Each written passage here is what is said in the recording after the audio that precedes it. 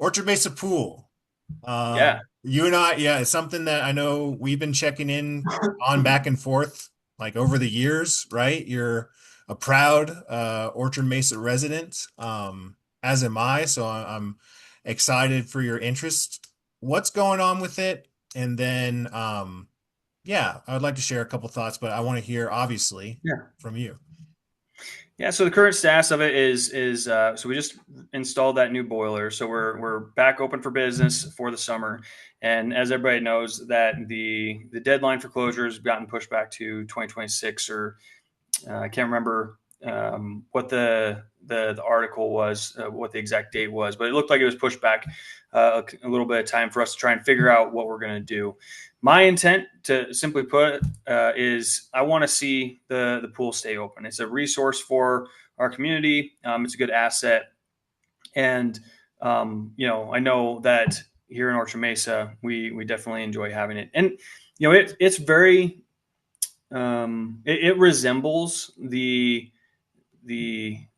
trend that we're seeing here in Orchard Mesa, where we've seen clinics leave, we're potentially seeing the library leave. Hmm. Now, the pool might leave. Um, I've been. You might have seen that on the 26th I have lemonade with Robert Ballard, right? Which I'm very excited about. But the reason why we're doing that versus like how other council members have like coffee with Cody and coffee with so and so is because we don't have a lot of just open coffee shops that aren't overly busy on a Saturday where I can come in and hold one of those events. Hmm. So there's this trend that we have a lack of focus on providing some of those services up here.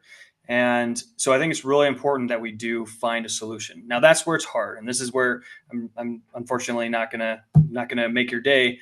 And that is, I don't have a good solution for the pool. There's a lot of Hmm. people that have floated a ton of different ideas out there, and what should have happened is we should have had a better solution where all three entities that agreed to maintain it continue to maintain it. What should have happened is when we decided to invest in an over $100 million rec center north of town, we should have probably set some sort of funds aside to update existing recreation facilities. The the issues that we're going to be facing here in the future is that our community in general is tax tired, is bond tired. They're tired of going to the polls every November and seeing another bond measure. And so that's going to be a hard thing for us if we determine that that's going to be the solution. Hmm. And then the other hard part, and this is something that I would like to focus on, but it's hard to just stand up, and that is the public-private partnership, where you've got city ownership of the facility, but it's managed by a nonprofit like the YMCA model. Hmm. The hard part is as I've been told, the YMCA was approached about this, and they decided not to go forward with it. So that means that any nonprofit that would take it on would have to be homegrown. So I don't know if that looks like, if Save the Orchard Mesa Pool group Hmm. turns into a nonprofit organization that saves the Orchard Mesa Pool, that'd be great.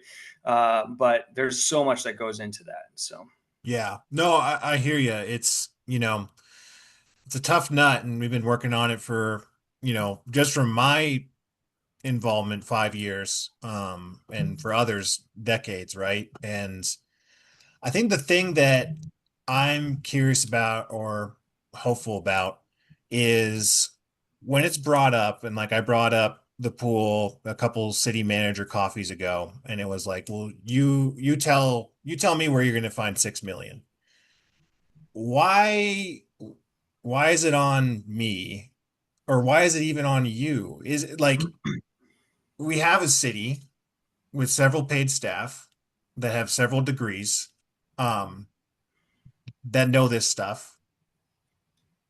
How can we, and it's an 80-20 issue, like 80% support to 20 opposed. Like, yeah, I'm about to go on with the Mesa County Compass ladies, and when they agree, we agree, yeah, me and them, like that's a beautiful issue that we have a lot of support behind. But it seems like, and did a core request. And by the way, I saw you were asking about the pool, so I appreciate that.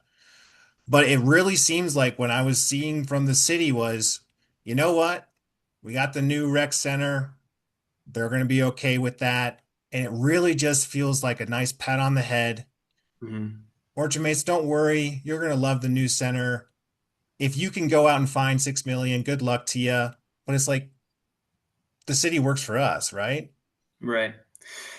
So the one thing I'll say is about that 6 million number is a lot of times, I look at like kind of the description of it, and it seems like they call it the modernization standard. And the Mm, modernization standard to me sounds like a lot of fluff, a lot of extra things. And this is where, yeah, and this is where we'll probably disagree. But when we have projects in the private market versus private projects in the public market, if Bananas decided to expand and build a facility that had 5 pools, a rock gym, an indoor gym, and a track on it, they're not going to spend $117 million on it, right? They're gonna find a way to lower that cost. They're gonna find a way to phase in the construction so that way they can afford it as they expand.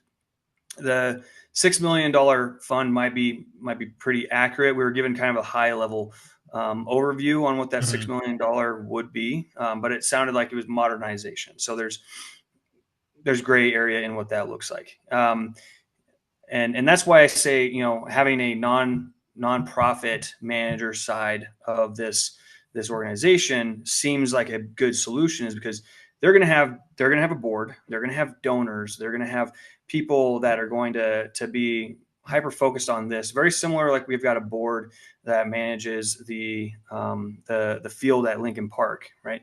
They're going to be hyper focused on this particular issue, and they're going to make sure that they trap the funding for it. Now that might mean that we increase fees, right? That might mean that mhm, it's not going to be as cheap as it used to be because it's not mhm. subsidized anymore, right? And that's just going to be, that might be a reality that exists.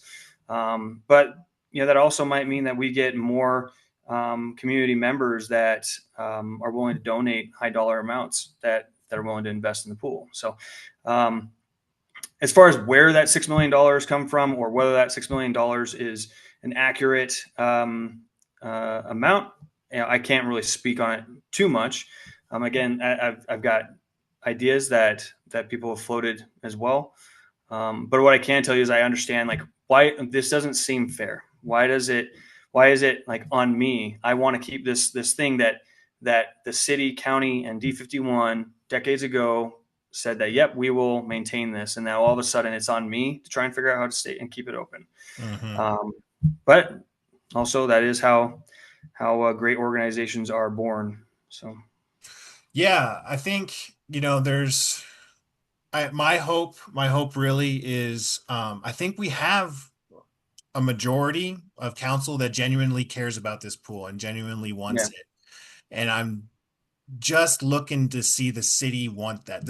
As by the city, I mean like, staff, yeah, um, across the board, those with kind of that internal decision making to have that same passion for it. I'm not sure if it's there because I see it in count, and that's where I'm like, I see it in council. I don't know if I see it in like the deep state. I don't know. I like yeah, the oh yeah, behind the scenes, right. and I love our public servants, and but there's a disconnect. I don't know. Yeah, well, and I think there's also like I said, there's gonna be a shift in priority. It's funny how easy it is to put in front of council a proposal to change Whitman Park for $5 million. Right. That's a like, why is that so easy to do versus present a plan on how we're going to modernize something we already dedicated or committed to the community to keep going. Hmm.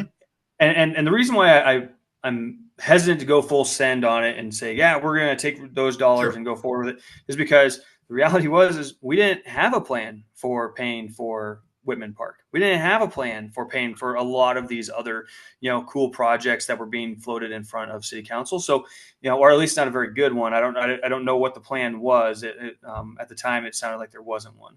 And so, I can't just say, well, we've got the money, we got to be able to pay for it. But yeah, before I go accepting these awesome plans to start new projects on other parks somewhere else that we haven't committed to, that is going to be like a question that pops up every time is, well, we've got the money for this. Why don't we have the money to update infrastructure we already have? So Sweet. yeah, that is definitely something that'll be in the back of my mind. That said, I do also want to shout a warning, and that is that um, what's happening to Orchard Mesa Pool Mhm. will also happen to our other facilities that are going up right now. If if you guys like the idea of the rec center, if you guys like the idea of some of these other awesome projects, that's great. We really, as a community and as a city, we need to start looking at these projects in a longer term strategy and say, we're building these things to last, a century. We're using Mhm. cinder blocks. We're using high dollar amounts because we want them to last a long time. Okay, cool. Are we going to be dedicated to, or are we going to be committed to maintaining these facilities and paying the bill every single month in 50 years? Because if we can't commit to that, then maybe we shouldn't be spending as much money on these projects. So that way or maybe we should design them in a way that they can be shifted over to the private market easier. So that way somebody else can take the reins on it. It's just, I see what's happening in Orchard Mesa, and I don't see anything that's changed since then that makes me say that it's not going to happen to these other facilities. Hey, I think you and I very much agree in that regard of like that was my first thing. I'm like, if you let this happen, if you let this entity that so many people care about just evaporate, what's to say that a newer, bigger rec center is not going to come along in 30 years, 40 years, and they're like, we don't need that old one on Patterson. Give me a break. That thing's a piece of junk, you know? Right. So yeah, it's that real commitment. Well, I appreciate it a lot, Robert. I think you hit the nail on the head, man. It's interesting the projects that can, I'm sure, come before you. And so having those questions and really saying there's this demand by the community from a broad coalition. Let's pause and tell me why this project is okay to fund or they've found the funds for and not the other. So I think that's yeah. Yeah. And we'll be right behind